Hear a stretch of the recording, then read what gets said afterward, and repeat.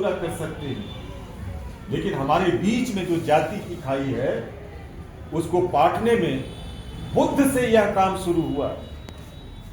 महात्मा बुद्ध ने भी सभी के लिए दरवाजे खोले, अम्रपाली जैसी वेश्याओं के लिए भी। मध्यकाल में कबीर और रैदास आते हैं। कबीर कहते हैं जात न पूछो साधु की, पूछ लीजिए ज्ञान, मोल करो तलवार की, पड़म रहन दो ज्ञान। रैदास कहते हैं जात जात में जात है, ज्यों केलन में पात। ये लोग गला फाड़ फाड़ कर कह रहे थे।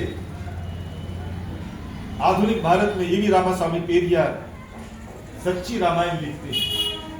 महात्मा ज्योतिबा फुले गुलामगिरी लिखते हैं।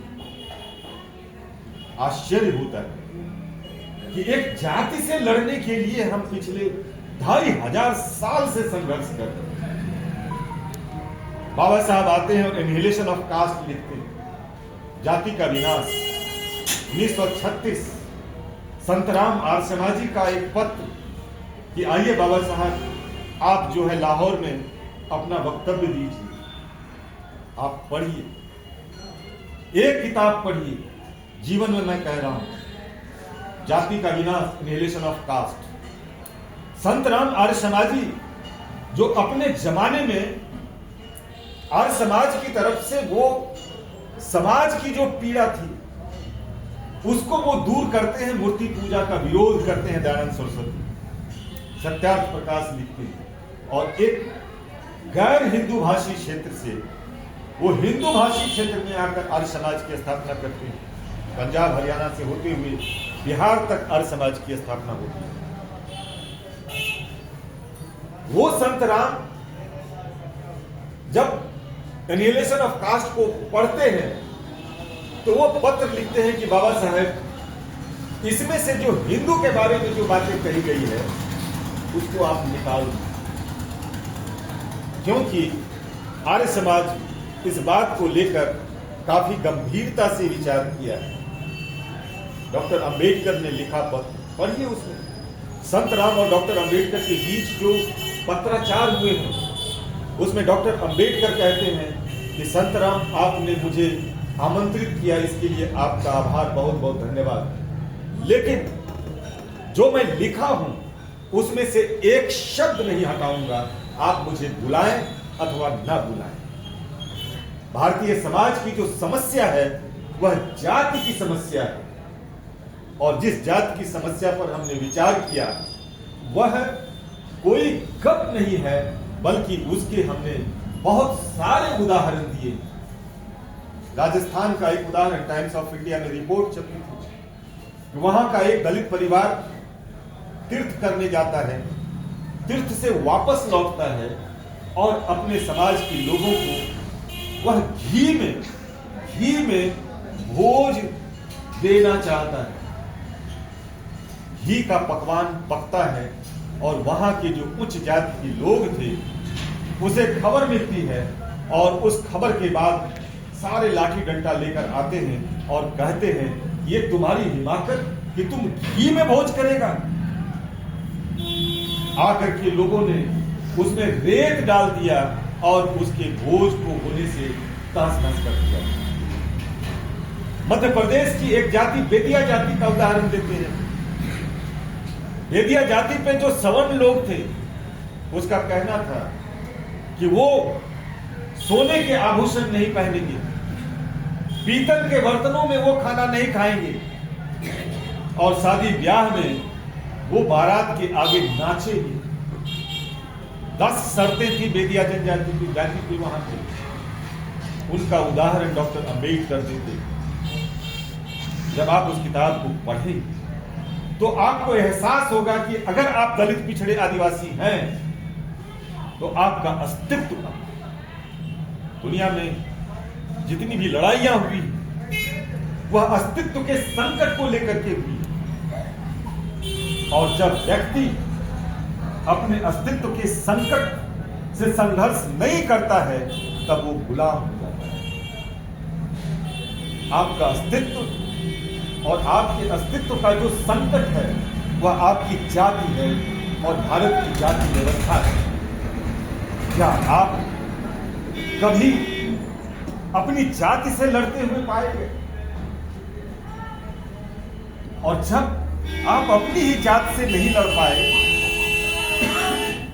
तो फिर आप इस व्यवस्था से कैसे लड़ेंगे? और जाति व्यवस्था नहीं है। मैं टोक्यो यूनिवर्सिटी में जाकर मैंने कास्ट साइकोलॉजी पे लेक्चर दिया और मैं कहा कि यह जाति व्यवस्था नहीं है, बल्कि यह एक जाति मनोविज्ञान है जो सामाजिक प्रबंधन का दुनिया में सबसे बड़ा उदाहरण है।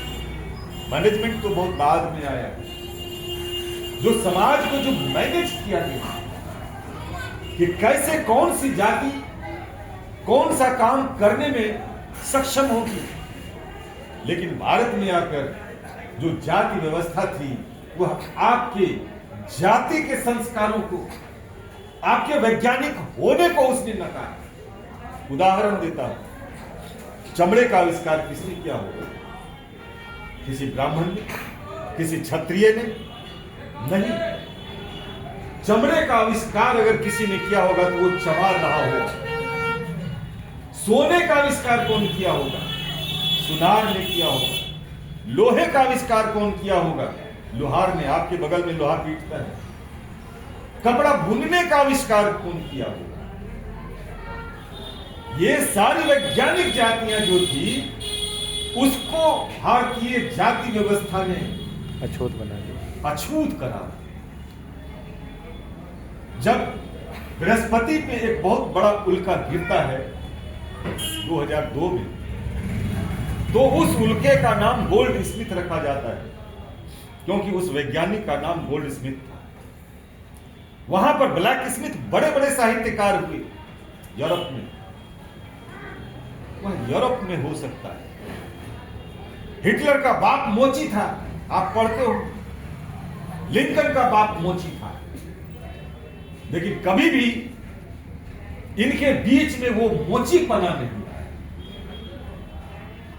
जर्मनी ने स्वीकार किया, अमेरिका ने स्वीकार किया, लेकिन हमारे यहां जब बाबू जगजीवन राम संपूर्णानंद की मूर्ति का अनावरण करते हैं, मूर्ति का, तो आपकी जानकारी के लिए बताऊं कि अनावरण के बाद उनकी मूर्ति को दूध गंगा जल से धोया गया। बाबू जगजीवन राम तो चमार थे। जब अखिलेश यादव मुख्यमंत्री पद से हटते हैं तो आपको पता होना चाहिए कि उनके निवास स्थान को भी धोया गया। वो तो यादव था, वो चमार था। बाबू जगदेव बाबू, उनकी हत्या इसलिए हुई, वो तो कुर्मी थे। उन्होंने नारा दिया 100 में 60 हमारा, और उनकी हत्या की गई। मारे कौन जा रहे और मर क्यों रहे? अस्तित्व, रिजर्वेशन क्यों आए? क्यों? क्योंकि जो भारतीय व्यवस्था थी उसमें कहीं भी जाति आधारित प्रतिनिधित्व नहीं था। रिजर्वेशन कोई भीख नहीं है, वह प्रतिनिधित्व है, रिप्रेजेंटेशन है उस समाज का, जो कि समाज में जो प्रशासन में जो भागीदारी है उसमें उसकी हिस्सेदारी। मान्यवर कांसीराम कहा करते थे, जिनकी जितनी संख्या भारी उनकी उतनी हिस्सेदारी। 75 साल हो गए देश की आजादी को, क्या आपको प्रतिनिधित्व मिला? रिजर्वेशन का विरोध लोग करते हैं कि रिजर्वेशन को अब हटा देना चाहिए, लेकिन जब आप डेटा देखेंगे ओबीसी 27% रिजर्वेशन है। सेंट्रल यूनिवर्सिटी में चले जाइए, एक प्रोफेसर आपको नहीं मिलेगा। प्रोफेसर, एक प्रोफेसर आप ढूंढिए, क्यों नहीं है भाई? ओबीसी में कोई टैलेंट ही नहीं है। शेड्यूल कास्ट का 15.5% आरक्षण है, 1 पॉइंट समथिंग प्रोफेसर है उसमें, और शेड्यूल ट्राइब का तो 1 से भी कम है। और लोग कहते हैं कि रिजर्वेशन सबसे बुरी चीज है, देश को बांट रहा है। और वही एक 12% लोग 90% जो प्रशासन है उस पर वो कब्जा किए हुए हैं। वो 12% के लिए 48 घंटे में EWS पास होता है। पढ़िए आप कैसे पास हो। ओबीसी आरक्षण लागू किया वीपी सिंह ने, और पास होने में 6 साल लगे। सुप्रीम कोर्ट ने कहा उसमें कोई क्रीमी लेयर नहीं है, लेकिन आपको क्रीमी लेयर लगाया 8 लाख, EWS में 8 लाख। आप और वो तो बराबर हो गए। अगर ये बराबरी अगर मिल जाए तो इससे ज्यादा खुशी नहीं होगी। मैं बराबर सेमिनार्स में जाता हूं, एक सवाल हमसे किया जाता है कि रिजर्वेशन हटा देना चाहिए। मैं कहता हूं कि अगर रिजर्वेशन आज हटाओ नहीं, अभी हटाओ, केवल जो जनसंख्या का अनुपात है उसको हिस्सेदारी दो। जिस दिन हिस्सेदारी दे दोगे उस दिन से हमको रिजर्वेशन की जरूरत नहीं है। बाबा साहब ने 4 बातें कही: समानता, स्वतंत्रता, बंधुता और न्याय। यही 4 पे हमारा संविधान टिका हुआ है। बाबा साहब ने जिस दर्द के साथ संविधान को लिखा, आप सभी पढ़े लिखे लोग, आपसे ज्यादा पढ़ा लिखा लोग मुंगेर में हो ही नहीं सकता।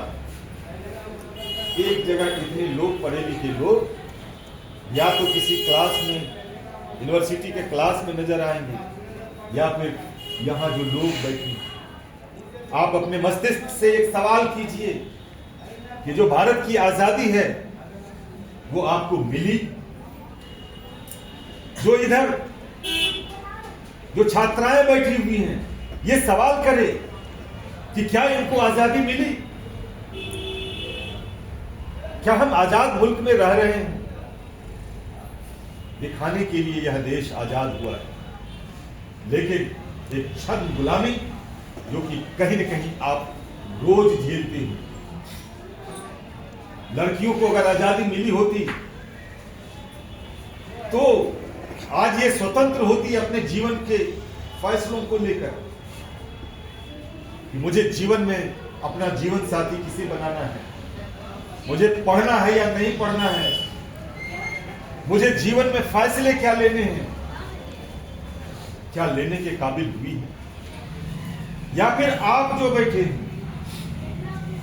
क्या समाज में बराबरी का हक मिला? जैसे ही आपकी जाति के बारे में लोगों को पता चलता है, वैसे ही आपकी सिटीजनशिप बी कैटेगरी की हो जाती है। अरे ये तो यहाँ पे भैरपुरी है, कहार है, फलाना है, ठिकाना है। आपकी योग्यता नहीं नापी जाती। जब योग्यता ही नहीं नापी जाएगी तो फिर आरक्षण भी हटा दो और हमारी योग्यता भी नहीं नापी जाए, तब तो फिर तो हम वही गुआर हो जाएंगे, दूध दुहेंगे, दूध बेचेंगे। इससे ज्यादा हमारे पास में नहीं होगा कुछ। वो तो भला मानिए बिहार में लालू यादव पैदा हो गए, जैसे भी हुआ समाज में बराबरी लाने का काम किया, और जो लोग बराबरी लाने का काम करते हैं सबसे ज्यादा यह देश उसको टारगेट करता है। कैसे? इसी देश में बुद्ध पैदा हुए। मैं जब थाईलैंड गया, भूटान गया, आप उसकी आबादी देखिए। थाईलैंड में 95% बुद्धिस्ट है, भूटान में 94% बुद्धिस्ट है। आपके यहां रोमिला थापर की किताब प्राचीन भारत का इतिहास पढ़िए, उसमें दिया है कि 51 में भारत में बुद्धिस्टों की संख्या 4 अंक में थी। चीन, जापान, कोरिया सभी लोग बौद्ध धर्म को अपनाकर अमेरिका को चैलेंज कर रहे हैं, और हम पुष्पक विमान पे गर्व कर रहे हैं। अभी मैं अहमदाबाद में था, चंदन जी भी साथ में थे। वहां पर एक ही सवाल था, भारतीय ज्ञान परंपरा, और इन्होंने एक सवाल किया था भारतीय ज्ञान परंपरा में केवल वेद, पुराण, गीता ही है या फिर बौद्ध, जैन, चार्वाक, नागार्जुन, सिद्धनाथ, कबीर, रैदास, फुले पेरियार भी हैं? कोई जवाब नहीं था। जो आपको छद्म राष्ट्रवाद का जो नारा दिया जा रहा है कि गर्व से कहो हम हिंदू हैं, आज तो वो हिंदू से खिसक कर सनातन की ओर जा रहे हैं। अब वो हिंदू वाला काम नहीं कर रहा है और सनातन शब्द भी वो हिंदू तथाकथित हिंदुओं का नहीं है। सनातनो भगवतो अर्हतो, बुद्ध के लिए सनातन शब्द का प्रयोग किया गया है। कहां है आप? किसी को नष्ट करना हो तो उसके इतिहास को नष्ट कीजिए, और जिस दिन आपका इतिहास नष्ट होता है आपका अस्तित्व संकट में पड़ता है। चुनाव हो रहे हैं, राजनीतिक हिस्सेदारी मिल रही है। 543 सीट है मेंबर ऑफ पार्लियामेंट में, उसमें 131 सीट एससी एसटी के लिए रिजर्व है। 131, आप कल्पना कीजिए 131 सीट और एससी एसटी की स्थिति गोबर जैसी है। राजनीतिक हिस्सेदारी हो गई। डॉक्टर साहब बता रहे थे, बराबर चर्चा करते हैं कि 131 सीट होने के बाद भी भारत में छुआछूत कम नहीं हुई। 1912 में 36,000 छुआछूत के केस नोट किए गए, तो 1924 में 2024 में 2012-14 और 2024 में आकर वो 46,000 हो जाता है। ये नेशनल क्राइम ब्यूरो की रिपोर्ट, छुआछूत की संख्या बढ़ रही है और हम मंगलयान बना रहे हैं। पहले समाज का तो मंगल हो। कौन सोचेगा इस पर? कौन विचार करेगा? और विचार इसलिए नहीं हो रहा है कि हमने अक्षर को काला समझा और उसको भैंस के बराबर किया। और भैंस जो है स्त्रीलिंग होती है, पुल्लिंग भैंसा होता है। यह समाज भैंसों के द्वारा कंट्रोल किया गया और इल्जाम स्त्रियों पे लगा दिया। महिला भैंसा, काला अक्षर भैंस बराबर। जो पितृसत्तात्मक समाज है उसने कैसे आपको टारगेट किया? और जिस किसी भी देश में पितृसत्तात्मक समाज रही है वहीं पर धर्म को लेकर बवाल मचा है। आप यूनान को पढ़िए, हॉब्स, लॉक, रूसो को पढ़िए। ये किससे ये विरोध कर रहे? आप देखेंगे कि हॉब्स, लॉक जो है वो धर्म की जो सत्ता थी, जो चर्च का जो डॉगमा था, वो उससे लड़ रहे थे। और जैसे ही वह देश चर्च से लड़ता है वह देश आधुनिक हो जाता है। हमारा देश मस्जिद के नीचे मंदिर तलाश रहा है। हम क्या तलाश रहे हैं? जो जापान के बच्चे हैं, चीन के बच्चे हैं, वो घुड़सवारी कर रहे हैं और हमारे बच्चे कावड़ ढो रहे हैं। आप लोग पढ़े लिखे लोग हैं, सर्वे कीजिए, ये कावड़ ढोने वाले लोग कौन हैं? आपको 99% दलित, पिछड़े, आदिवासी मिले। क्या ढूंढने जा रहे हो? कबीर ने तो लिख दिया था, पाहन पूजे हरि मिले तो मैं पूजू पहाड़, ताके से चक्की बली पीस खाए संसार। हम कबीर की बातों में नहीं आएंगे, हम जाएंगे जय श्री राम में। अरे पहले तो जय सिया राम होता है, सीता को भी हटा दिया और श्री का मतलब लक्ष्मी। एक की पत्नी को दूसरे के पति के साथ लड़ाई करवाए। ये सवाल आपको पूछने चाहिए। आपको लगता होगा कि मैं क्या बोल रहा हूं। बुद्ध ने कहा था कि किसी भी बात को इसलिए स्वीकार नहीं करो कि वो परंपरा में है, इसलिए भी स्वीकार नहीं करो कि उसको बहुत सारे लोग मानते हैं, इसलिए भी स्वीकार मत करो कि तुम्हारे घर में तुम्हारे बड़े बुजुर्ग मानते हैं। बल्कि किसी भी बात को मानने से पहले तर्क की कसौटी पर कसो, और अगर वह तर्क की कसौटी पर खरा उतरता है तो उसे मानो, नहीं तो उसको रिजेक्ट। क्या आप रिजेक्ट करने लायक हुए हैं या सेलेक्ट करने के लिए ही बने हैं? या आप पर आज डॉक्टर अंबेडकर का महापरिनिर्वाण दिवस है, मृत्यु नहीं है, ये पुण्यतिथि नहीं है, बल्कि आप जैसे अंबेडकर पैदा होंगे, अंबेडकर पैदा होते रहेंगे और फिर उस जातिवादी मानसिकता को वो चुनौती देंगे, जाति का विनाश करेंगे, और वही दिन अंबेडकर के लिए जयंती भी होगी और पुण्यतिथि भी। बहुत बहुत धन्यवाद।